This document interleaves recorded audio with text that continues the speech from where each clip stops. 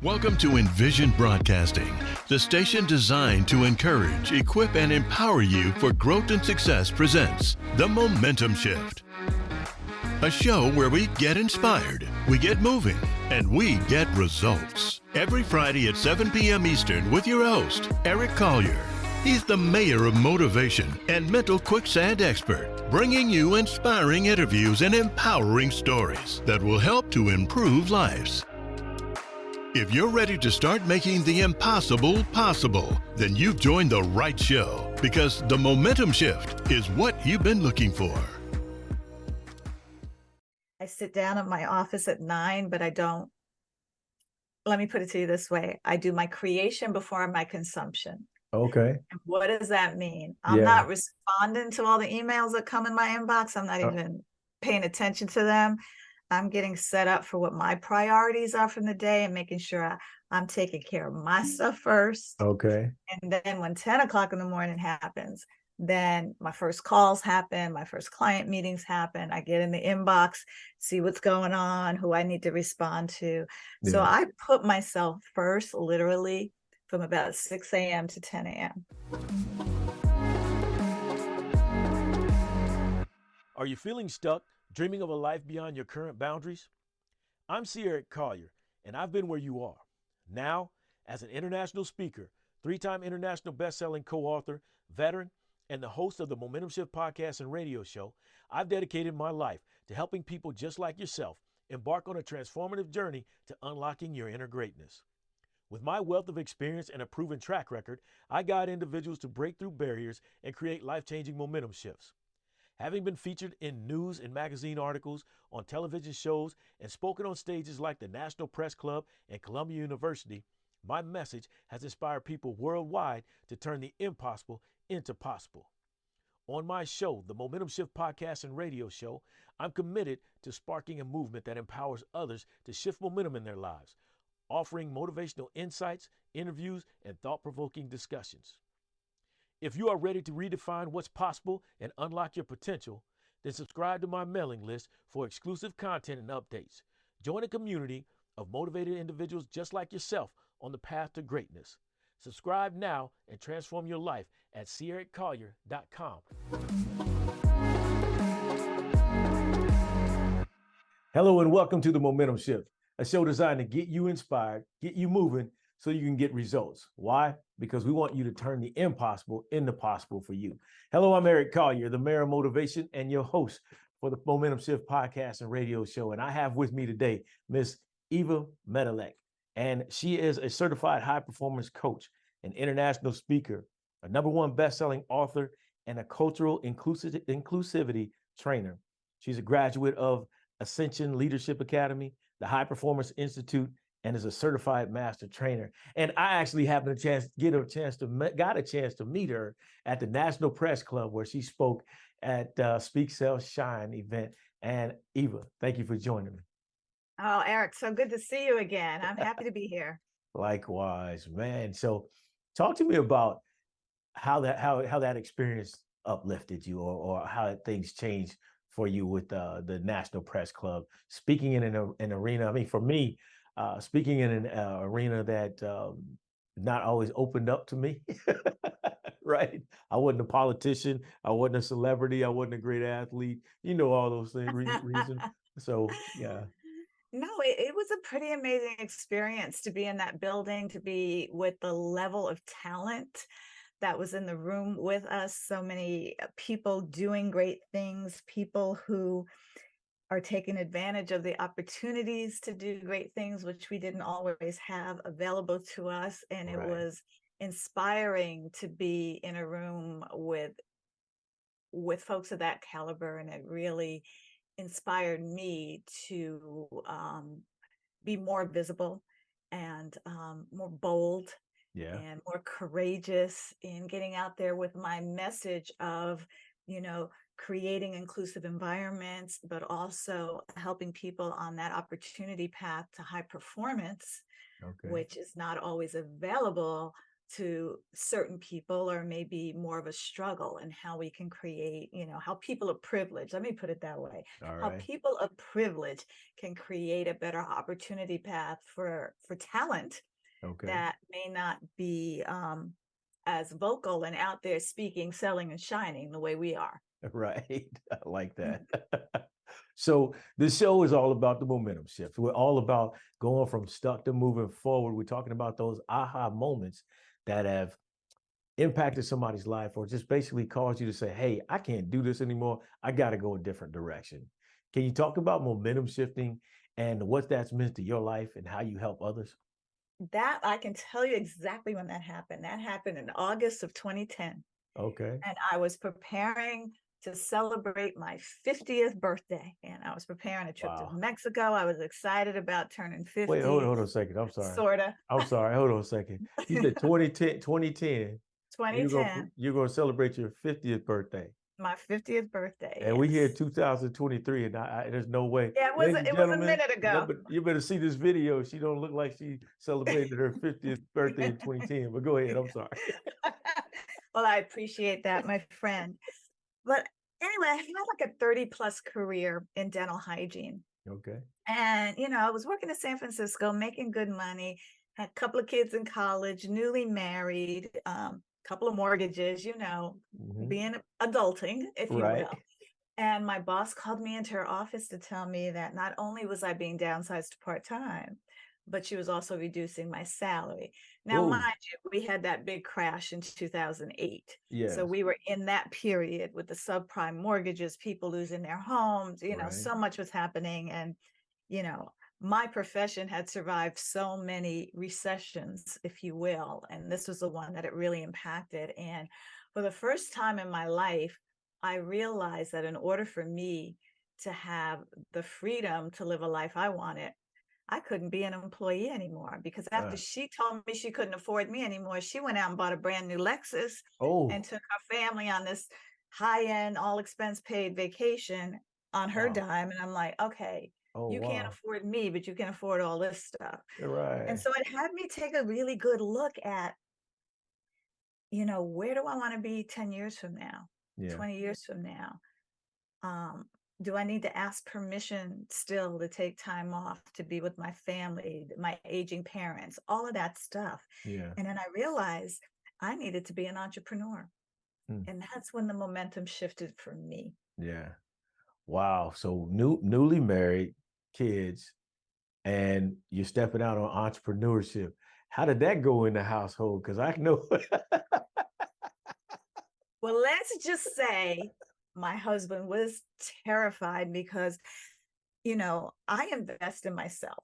Yeah. And I knew that first of all, I didn't want to go back to school, if you will. What am I going to get a degree in? What am I going to do? I've been cleaning teeth since I was like 18 years old. Okay. And, it was hard. I didn't know where the journey would lead me, Eric, but I knew I had to take a step. And I started with network marketing, which I totally failed at, like big fail.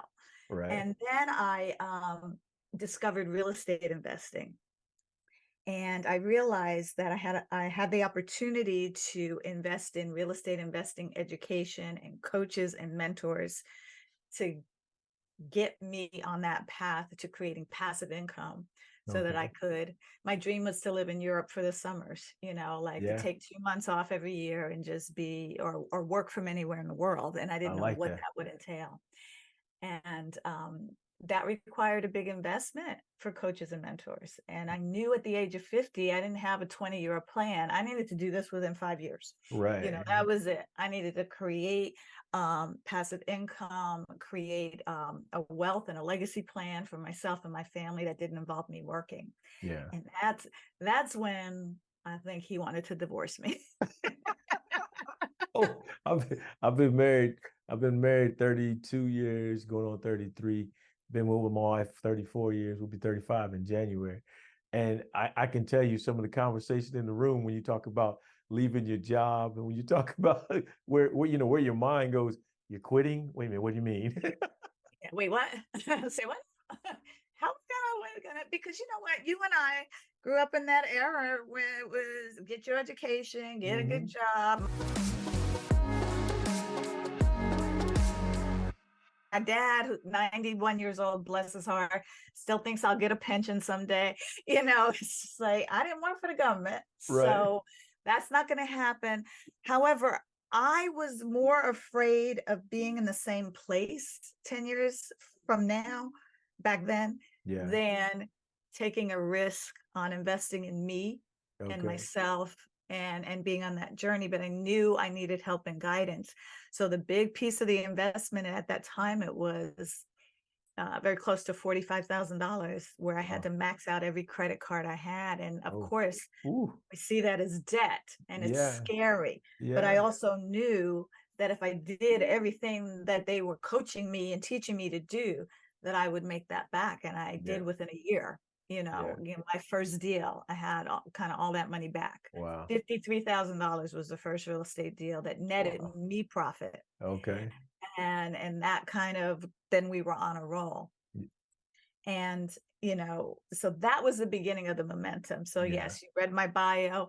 I'm a high performance coach. I'm a cultural inclusivity trainer, but even you just talked about being a real estate investor. Well, how'd that happen, right? Yeah. Because I was going to ask you, how did we get to inclusivity? Yeah. Division, was it diversity and I always mess it up. Inclusion, DEI.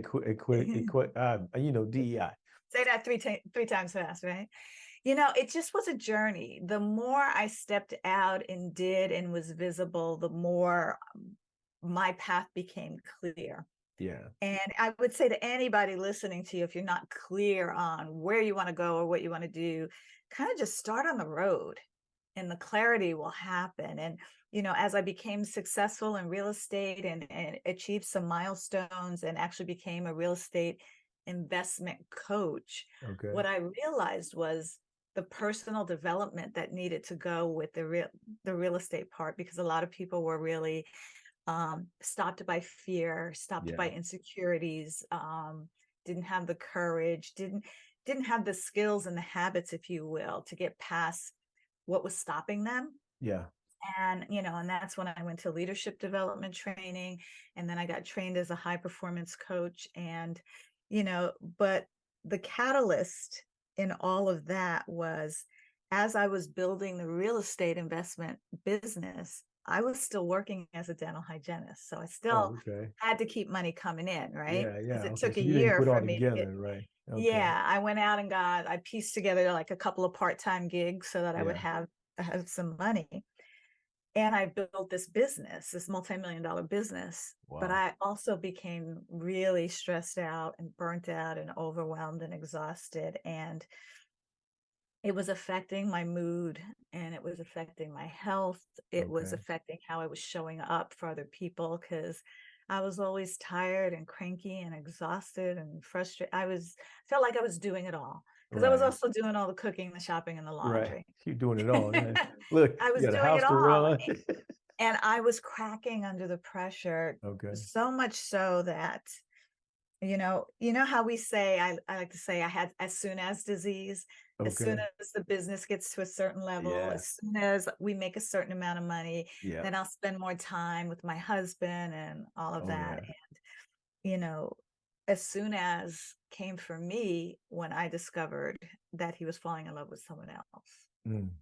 And that was the point for me that had me look at who I was being as I was building. Yeah. And I had to really take ownership of this breakdown in my marriage too, because it took both of us. He reacted one way, I reacted another way, and he's not getting his attention. The family's not getting the best of you. I was all about making the Benjamins and the success so we could have the life we wanted, but I was ignoring the very people I was working hard for. Yeah. And that was a tough pill to swallow, but I had to take responsibility for that, and we both did. Yeah. And we used it as an opportunity to build a new relationship out of that. That's cool.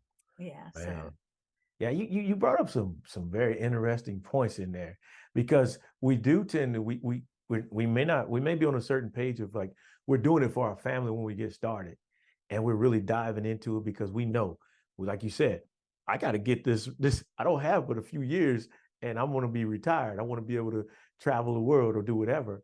So I got to push to make it happen. Meanwhile, while you're pushing to make it happen, you're neglecting the family, and that's a tough one to do, right? Or the tough one to Neglecting your realize. health too. You Yeah, know, the health was yeah, affected, everything. And I was like, yeah. I got to figure out, you know, how it can be a both and. And it was an Mm-hmm. either or. It was either Yeah, one or the other. There was yeah, no such thing. You know, I don't really believe that there's work-life balance. I yeah. I believe don't either. that our priorities change at different times, but the key is we need to communicate our priorities to Yeah, the people in our lives that matter to us so that they can support us and right. create, you know, and help us achieve what we need to, you know, it's all hands on deck Yeah, when it's family. And I was leaving everybody out. And yeah, that's when I discovered high performance yeah, and high performance coaching so that I could have those habits that had me, you know, healthy, happy, creating more time to spend with my family, time to work on the business, organizing my life better right. so that I could still have it all, but don't have to do it all, if you will. Yeah, I like it. Yeah, look better. Yeah. Opens. I call it. I don't say it's. I don't say it's, it is. It's a form of time management, but I just call it focus management. Because if I focus on the wrong thing, my time is gone. Right. Yeah. it's Right, yeah. So right. our Yeah, focus has and to if be you dialed give your in. time away to other people's priorities, Ooh, right, then you're broke. yeah, They got your time, but you got nothing left, right, for what exactly. matters most to you. So, Yeah, you know, that's really important as to where we focus and getting clear on what our priorities are. yeah. So you mentioned high performer, and there's what a high performer, high achiever. What's the Yeah. difference between the two? I was a high achiever and burned myself out and nearly lost it all. Okay. All right. But Gotcha. as a high performer, Uh-huh. I'm still succeeding. I'm succeeding consistently over the long term Gotcha. while maintaining, you know, a positive outlook on life, a positive health, mental well-being, positive Yeah. relationships. I'm just really advancing my career without it costing me my Yeah. personal life. So Now, it's more of a both and. High got you. achievers, it's usually an either or, and you Got end you. up exhausted and overwhelmed. But Okay. high performance, I still have the energy that I need. And I have to tell you, I was up since 4:30 this morning because the puppy got sick, and I Oh woke up no. to that Yeah, they always sound. get You sick know? when you're sleeping really good. Yeah, and I was like, oh my goodness. And I didn't get to her in time, and then you got to Yeah. clean up the mess. But Yes. I still have energy, is what I'm Yeah. saying, is because I know how to generate energy for myself. Yeah. You know, I know how to structure my day so that little pockets of self-care Yeah. and high performance habits are in there. I Yeah. eat for fuel for my Oh, performance. I don't wait till I get hungry because then I'm hangry and then it's all over, yes. right? Ain't nobody there with you then, right? Yeah, I know. Nobody wants to be around me, but there's so many things we can do to increase our performance Yeah. potential so that we just show up Yeah. on our A game. And there are people who need us to show up as our highest and best selves. And Yeah. we can't do that when we're not sleeping enough, when we're not eating properly, when we're not taking care of ourselves. And Yeah. so it's a really important part of success, because a lot of successful people end up miserable and exhausted, and that just wasn't the life for me. Right. Yeah. You made that's true, right? You burn out because you're always doing, and you never take time out for yourself. So let me ask, do you have a morning routine that you get up I and you do. spend time yourself? I do. Yeah. I just was timing I my love the way morning you smile. It's like, routine. yes, I do. I Yeah, love my of time, course I my do. me time. I was like, "Dang, I have a long routine," but I get up early, and I'm a little slow in the mornings. I'm awake, but I just don't want to feel rushed and heavy because I spent 40 years rushing to catch a train Yeah. or bus or Right. ferry to get to work for the first patient. And so Yeah. I love my leisurely mornings, but yeah, I usually do like a 3-mile walk every morning and Okay. then a little workout routine at home, and you know, get up early. I sit down at my office at 9, but I don't, let me put it to you this way. I do my creation before my consumption. Okay. And what does that mean? I'm Yeah. not responding to all the emails that come in my inbox. I'm not Uh, even paying attention to them. I'm getting set up for what my priorities are from the day and making sure I'm taking care of my stuff first. Okay. And then when 10 o'clock in the morning happens, then my first calls happen, my first client meetings happen. I get in the inbox, see what's going on, who I need to respond to. So Yeah. I put myself first, literally from about 6 a.m. to 10 a.m. Okay. So I think I heard Damon John say the same thing, that he starts off his morning, he doesn't even look at email until he's ready. And I think that's a great concept, right? Because if once you look at email, everything Down that the you rabbit wanted to hole. do is gone, right? Yeah. It's not only that, it's you'll feel the energy shift in your body. I remember I used to, and I think a lot of people do, they wake up and they turn on their phone and they want to see what's going on in email. And Yeah. then you get that one email and it's like, oh crap. And it just ruins your energy for the day. I just want to keep my mind clear, focused on, I made my health my number one priority. And Yeah. when I do that, I'm a better wife, I'm a better mom, I'm a better daughter, Right. I'm a better person to myself. I have more energy for my clients. Yeah. And yeah, once you get down that email rabbit hole, it's hard to climb out. And I I'm agree not with you. perfect. Let me tell you, sometimes something will catch my eye and I'm like impatient and say, I can like, okay, what is this? And I'm like, why did you do that to yourself, Eva? So I'm not perfect. I'm not going to lie and Yeah. say, but I have to say about 90% of the time, Yeah. I'm on point. And, and I listen to, when I walk, I like to walk early before it's just me and the people walking their dogs, and Okay. listen to a podcast All or right. listen to a book on tape, an Audible, something that sets my mind up to win Yeah. the day. I like that. Yeah. Yeah. You have to have your own place. You have to have some me time, because if not, you'll never you miss out on connecting with you. And I think connecting with you is the biggest driver. And I think once you get connected to what it is you really want to do or who you really are, man, everything else becomes a little easier. I won't say easy, but Yeah. it becomes a little easier, right? Yeah, you need that clarity. You need Yeah. that clarity. And and I was the queen of shiny object syndrome. Okay. Oh, that's a good idea. Ooh, and that, Yeah. confused minds Yeah. don't do well. That's really confusing. But once you narrow in and focus and get clear on your priorities each and every day, Yeah. you're going to get further along and be more effective. Yeah. So talk to me now. So so you're no longer doing dental, right? No, I Yeah. officially retired. I was All working right. 1 day a week. I had dwindled down 4, 5, 4, 3, 2, 1. And Yeah. even my patients were like, "Why are you still working?" I'm like, "I don't know."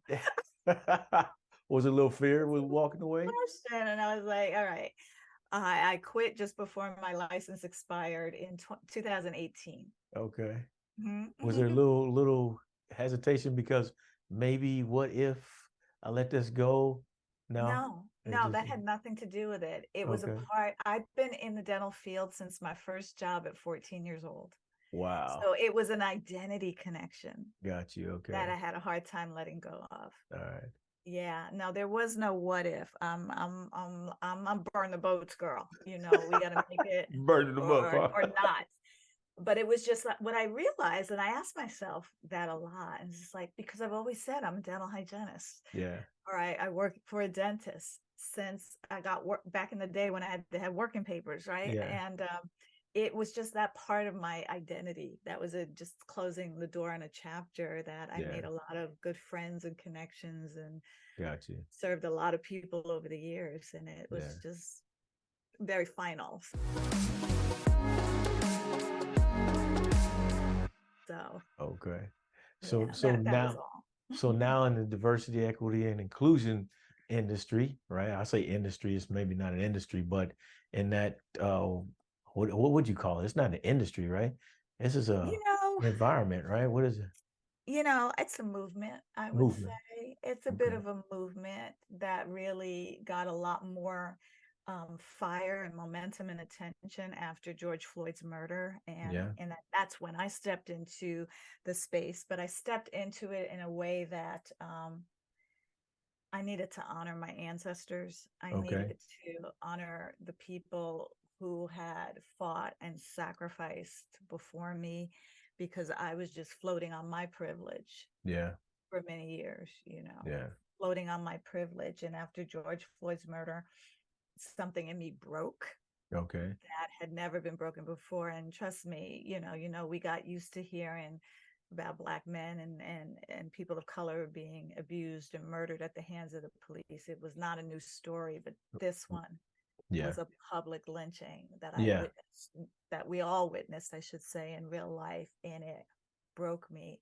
And for me personally, I knew I couldn't go on as business as usual. Gotcha. I had to do something, but what? Right. Like what? I'm not an educator. I'm not a scholar. Yeah. And it was like, what could I do? And what I noticed was that there were so many well-meaning allies saying stuff on social media and getting themselves canceled. Right. For saying it wrong. All lives matter. And, and I really felt for people who wanted to help but didn't know how. And I knew that if they didn't get support, that they would stop fighting for us. Yeah. And they're like, I don't want to say anything because people are going to get mad and I'm going to say the wrong thing. And I thought, how can I help? And I decided to put together a forum, a live forum with 4 other powerful ladies of color.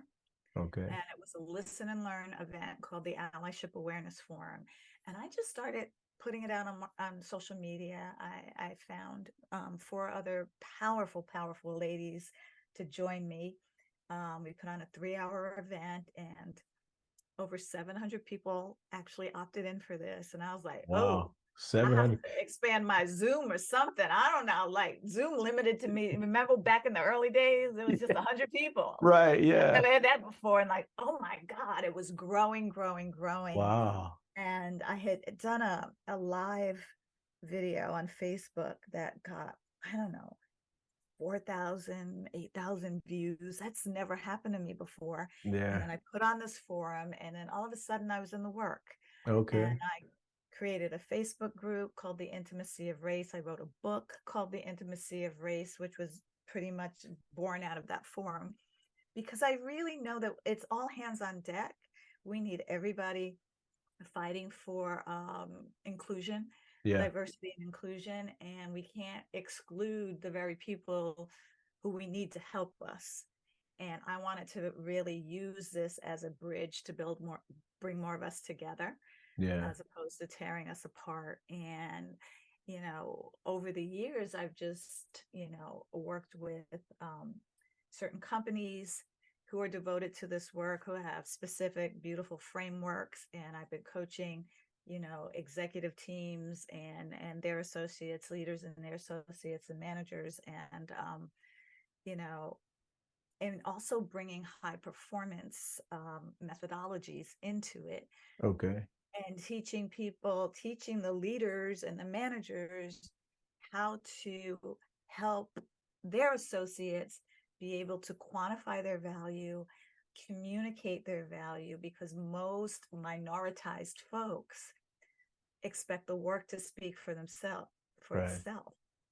And how do you help people on that opportunity path to become a manager or a vice president even?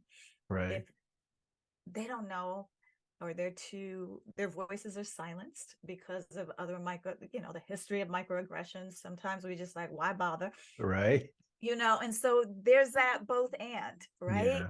How do you help people and support them and give them platforms to use their voice? But how do you teach them how to use their voice to communicate their value? Yeah. Wow. Yeah, it's big. It's a challenge, right? It's a challenge. It's a huge challenge. And I like what you talked about. I think I was talking to somebody the other day and we were talking about perceptions of the minority and others in the office, right? So you've got people in the office who will raise their voice and pound on the desk and they'll say, oh, that's passion. And when you have a minority individual do it, angry black person. Yeah, angry black person, right? And so, and then you talk about the difference between male and female as well. So it's just so many different challenges in there. And it's we have diversity, but how much do we have inclusion? Yeah. And there's, and so I really want to focus on the inclusion part, because that diversity piece that's performative. That's check the box. We Right. got, the right amount of percentage of hires that, are not white male. Right. So we good on the diversity part. Well, how are you including them in that same opportunity path Yeah. so that they Yeah. can shine and be high performers too? Yeah, that's something that when we started our mentoring group is that we wanted to work with high school students because the one thing we saw was when you look at organizational charts, minorities are missing, right? And you might see onesies or twosies. And so we wanted to really change the perspective of the high school students, the minority males, mainly is what we started with, but now we work with co-ed groups. But to see themselves in those positions, we wanted to introduce them to organizations and opportunities that are out there that they didn't know about. But one of the things we find is we got to overcome that mindset of, hey, because we're working in Baltimore, hey, I can quit school now and go work over at the shipyard. Well, okay, you can, but there's more out here for you. Are you feeling stuck, dreaming of a life beyond your current boundaries? I'm Eric Collier, and I've been where you are. Now, as an international speaker, 3-time international best-selling co-author, veteran, and the host of the Momentum Shift podcast and radio show, I've dedicated my life to helping people just like yourself embark on a transformative journey to unlocking your inner greatness. With my wealth of experience and a proven track record, I guide individuals to break through barriers and create life-changing momentum shifts. Having been featured in news and magazine articles, on television shows, and spoken on stages like the National Press Club and Columbia University, my message has inspired people worldwide to turn the impossible into possible. On my show, the Momentum Shift podcast and radio show, I'm committed to sparking a movement that empowers others to shift momentum in their lives, offering motivational insights, interviews, and thought-provoking discussions. If you are ready to redefine what's possible and unlock your potential, then subscribe to my mailing list for exclusive content and updates. Join a community of motivated individuals just like yourself on the path to greatness. Subscribe now and transform your life at CericCollier.com.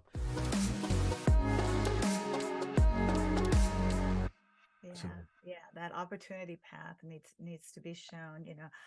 I'm doing a workshop next week at I think it's Morgan Community College in Denver, and it's a 4-hour shop to empower educators to ensure their diverse student population is on that path to success.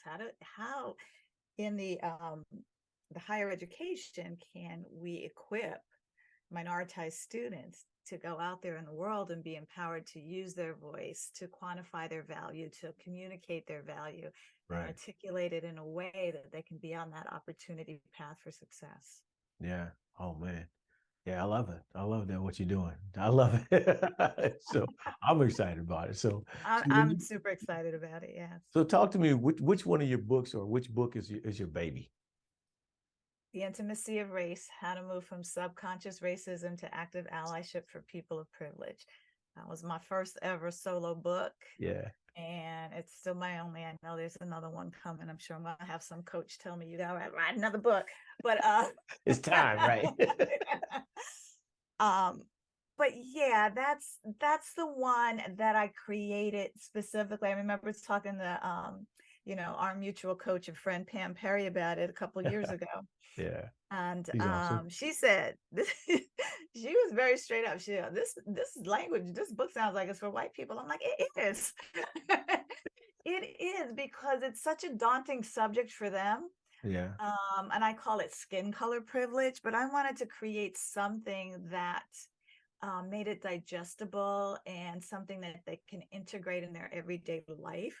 Yeah. That went beyond putting a sign in their yard that said Black Lives Matter, or trans lives matter, or love is love, or whatever. What can you do in your communication, in your everyday life, to actually notice your microaggressions, notice microaggressions in others, speak to them intelligently so that it's more education and not shaming, blaming, and guilting. Right. Because that just brings up defenses and people dig in deeper, and you don't change anything. When you make people feel shame and guilt, they dig in deeper.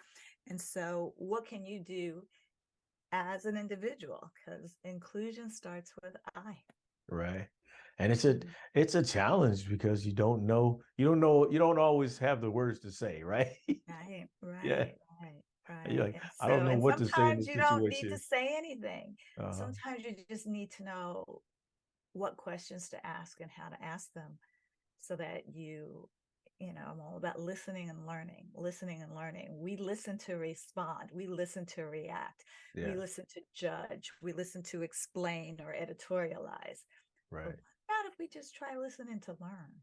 Yeah. Oh, what? What a concept. What is it? I'm listening because I want to get my piece in and tell you I've experienced that too. Oh, you hit the nail on the head, Eric. And you know what?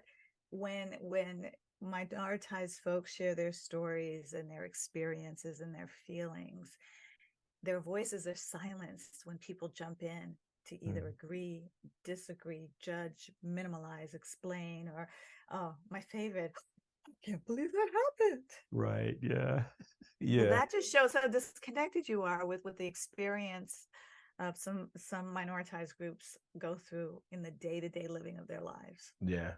Oh yeah. Mhm. Definitely. They say you can go around with blinders on, right? You don't even pay attention.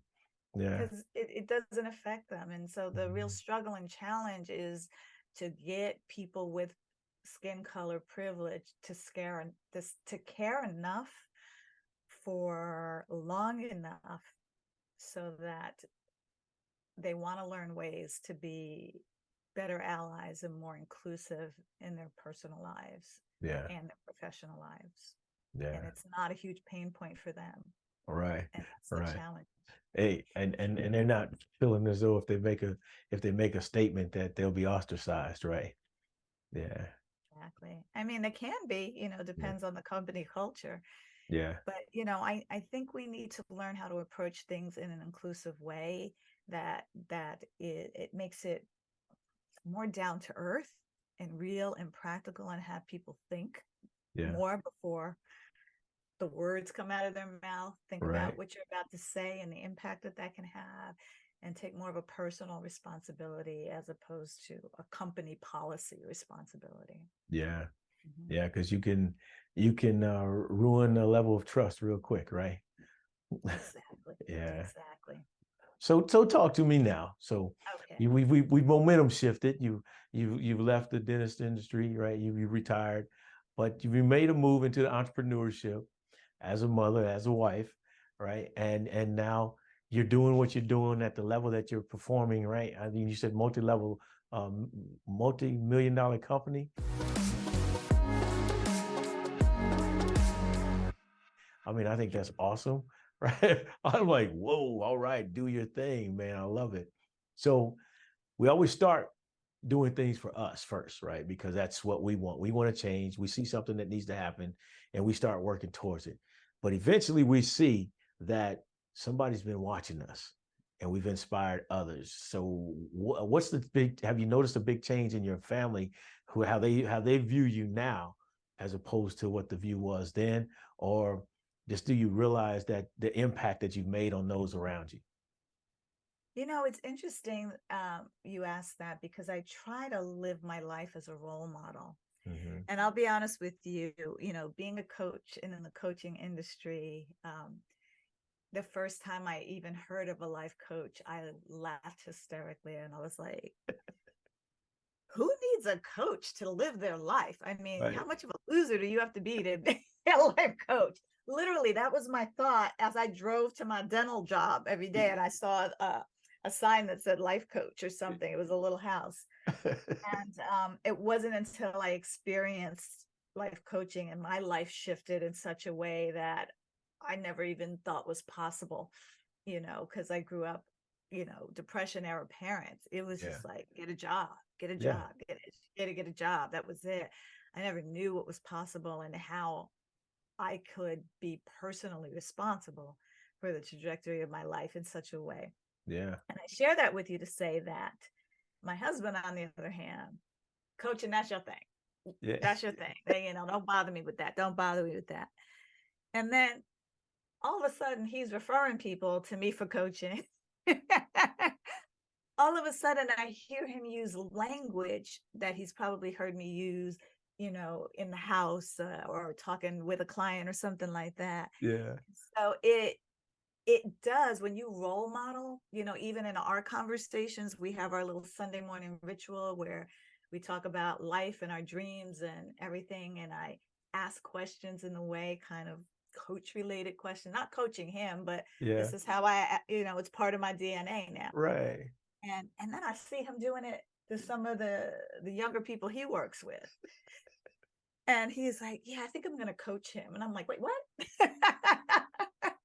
And so in answer to your question, I know it's a long answer, but yes, just by who we're being and role modeling, one of the things I do with my clients is have them pick 3 words on how they want to show up in life and how they want people to know them as. Okay. An integrity to those 3 words. Like, these are 3 words that you want people to say about you when you're not around and you're not listening. Yeah. That, Eric was X, Y, and Z. Eva was A, B, and C. Yeah. And so I try to live that way. And because I live that way by example, that's what my family picks up. Yeah. That's funny. We've got, look, we just talked about it. We're listening to say, I did that. I've had that same experience, but yes, that's a similar experience that's happened in my world as well, where they come home and I'm going to be a motivational speaker. And if it's going to work with anybody, it's going to be with my family. And I go to my wife and she goes, I'm not even trying to hear that right now. my 3 kids like, Dad, come on, man. Right. And now, I mean, I think I about flipped the first time I heard my wife giving a motivational speech and having a coaching session with her friend. I'm like, who is this? What in the world? So you're right. Yeah, but you're right, right? It's like you said, you call it role modeling. Some people call it leadership. I just go do what I need to do. And eventually I figure everybody else will pick up on the fact that I've changed and that we can probably do things a better way. So I love that. I love it. It's funny hearing that same situation. Yeah. And we really set the example. Yeah. I remember the first time when I came out of my leadership training, we were sitting down to dinner and my husband looked at me, he goes, you're different. I was like, different. Something about you is different. I was like, is it good or bad? No, you're better. Right, He just said it like that. You're better. Something's different about it. And it's really how you show up. Yeah. I wasn't showing up, tired and cranky and hangry and right. That was me 20, most of the time. At everybody's throat, huh? Yeah. It's not even that. I was just that energy of being exhausted and overwhelmed. People pick up on that. Yeah. And it doesn't make you fun to be around. Trust me. You feel a lot freer now. I mean, it's like it's a weight off your shoulders. You feel a lot freer, right? You move a little, you flow a little bit smoother, right? Yeah, people want to be with you, but when you've had conversations with people where you say, "Hey, man, how you doing?" Good, but really busy, and they say it with such heavy energy. Yeah, and you're like, do I really want to get in this conversation right now? Have somebody try to bring me down? No. All right, man. I'll holler at you. Yeah, well, good luck with that. I gotta go. Yeah. So, what organization do you work with? Any organizations or do community service, volunteer, or like nonprofits? No, I do get hired every now and then by a company called Lead Vantage, and they do this work of DE&I in bigger companies, and so I do get a chance to coach their vision, and it's a minority-owned, women-led company, which I love supporting and giving my business to minority-owned companies as much as I can. But as far as any nonprofits that I'm associated with, just one my client has that he started while working with me, and it's called Sherlock's Homes. Sherlock's Homes. And basically it's a nonprofit for LGBTQ homeless youth. He started to create homes for them. He said it's not a housing issue, it's a homing issue, and you teach them life skills. And these are people who have been literally kicked out of their homes because of who they choose to love or who they identify as. Wow. So you work with a lot of moms, a lot of women that pretty much your clientele. I mean, No, I have No, more men than women, and I really. have a lot of people in the LGBTQ community. And yeah, I do have women as well. Yeah. But I really focus on people that have that problem of, wanting to advance their careers and be successful, but it may be costing them in their relationships, how they're showing up for their family, their health, their energy, and really help them to be able to have a both and not an either or. So Gotcha. I actually, and I'll just share with you, I love coaching men. Yeah. Men, I find men to be really coachable for some reason, or maybe I'm just, Right. they're scared of me or something. I don't know. But, as my kids would say, Mom, you are scary. But no, I mean, I I really could see the heart of men and how they want to show up for their family and really be that role model for their family. And sometimes the situation that whatever their job is beating them down and wearing them down, and they don't have that skill set to show up as their best for their family because they've been beat down so hard at work. Right. And really help them.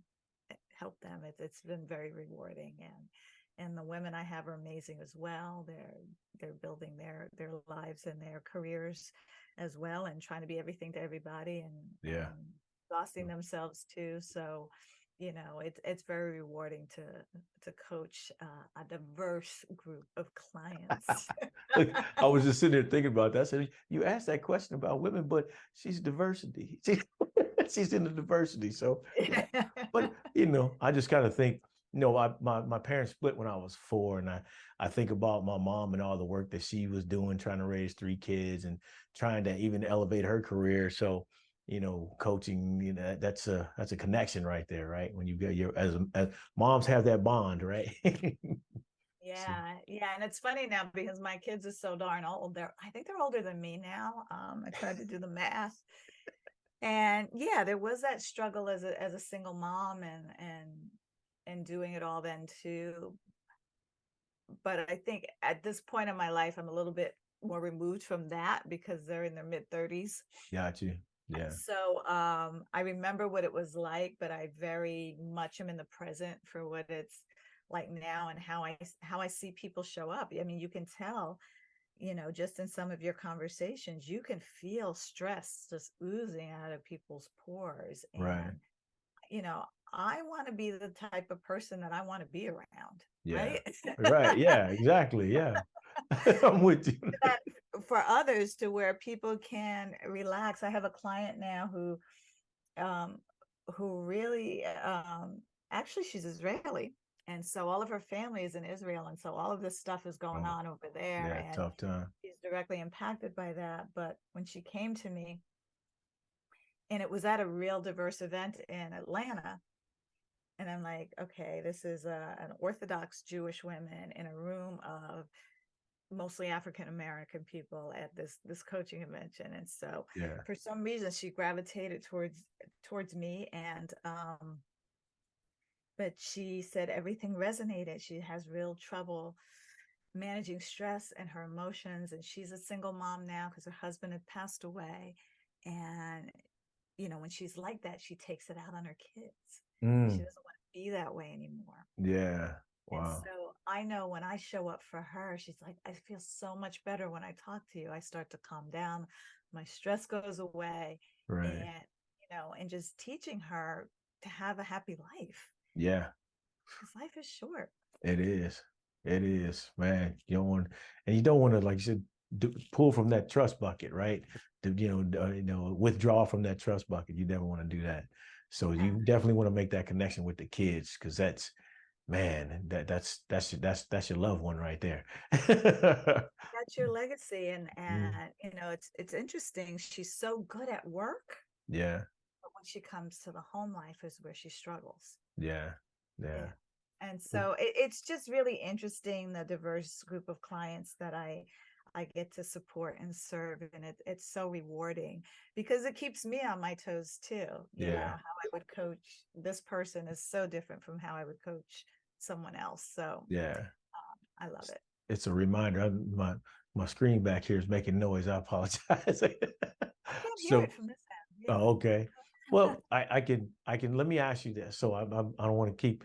I could keep talk to you forever because I'm enjoying this. I really love what you do and how you're doing it. It's inspiring, and like you said, that to hear your story to me, I'm like, man, that's big to make that move, because most people say, well, I'm too old. Well, you're never too old to make the move. So how can people connect with you? Because I know somebody needs some coaching. Somebody needs some help showing up. Well, I made it super easy because I know people listen to podcasts on the go like I do. You just go to talkwitheva.com.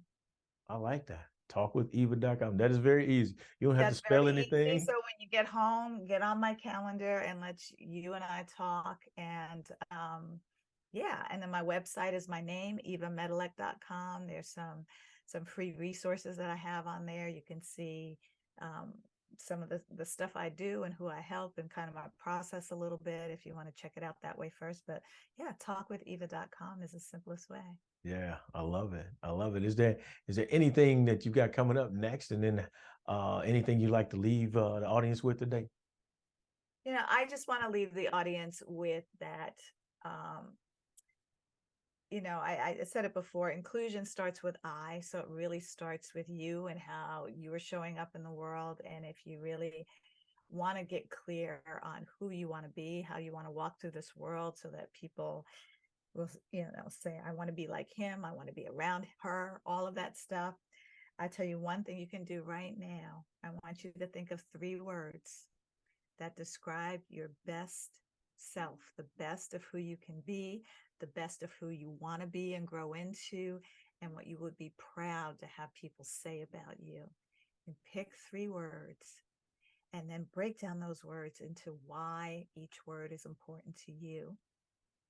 Put those 3 words in your phone so it's an alarm every day, or it's a reminder that you are going to be an inspiring, loving, generous man, woman, leader, son, daughter, wife, mother, spouse, whatever. And let that guide how you show up each and every day of your life. Ooh, man. Little tingle. Ladies and gentlemen, now you get to see what everybody else saw at the National Press Club and what they see in her training sessions. I love it. Eva Medilek, thank you very much for joining me. You truly are a momentum shifter. I love your story. I want you to just keep pushing because nobody else is going to do it for you. You know that just as much as I do. So thank you again for joining me. Thank you for having me, Eric.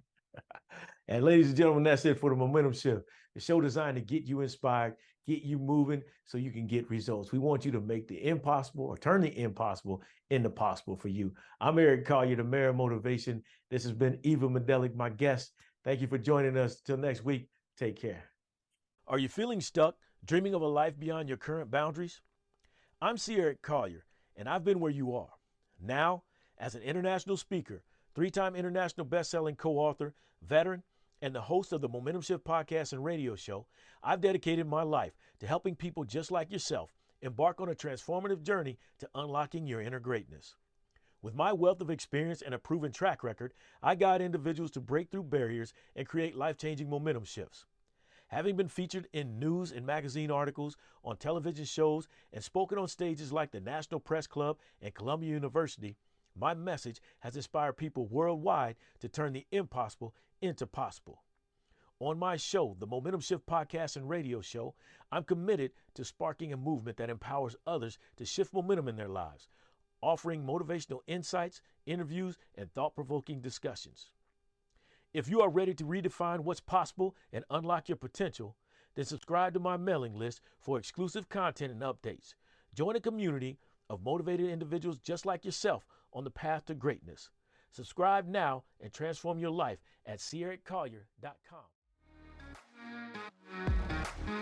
Thank you for joining The Momentum Shift, a show bringing you interviews and stories of incredible people to help you get inspired, get moving, and get results to ultimately create the life-changing momentum shift that will improve your life.